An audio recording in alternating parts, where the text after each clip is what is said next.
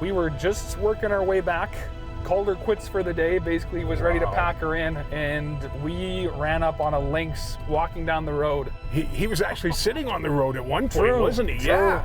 Like until he saw us.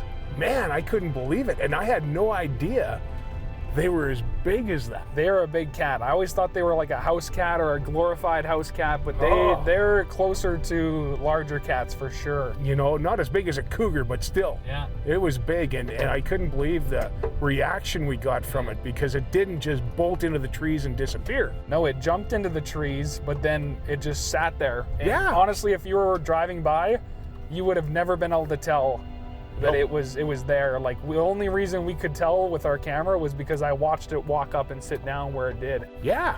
Otherwise, you'd have drove right by and never even noticed it, because it just, you know, blended in so well. Yeah. Man, oh man. And then it what sat an experience. there. It sat there for a bit, and then it started walking right up towards us. Honestly, got to a very close distance, and then it walked behind us, and we thought, well, maybe that's it. It's going into the trees, so we turned the vehicle around, drove a little bit further, and found it just posing for us. On my side. On your side. Yeah, because you got all the footage to start with, and Betty suggested turn around and go back. It just went around that corner on the road walking. Yeah. So we came around, and I said the only way I'm going to get any photos if he crosses the road and he's on my side.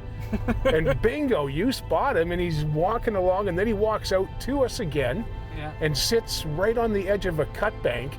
Yeah. And you were getting footage. I was taking pictures. It was getting pretty dark, pretty late. It is very late in the day, yeah. It's too bad that, it's as late as it is, but am I excited? Seriously. We found a lynx on day one. Yeah, that is a great way to end day Wow. one. And considering lynx has been on our list for a few of our trips now, that is a great way to end our first day.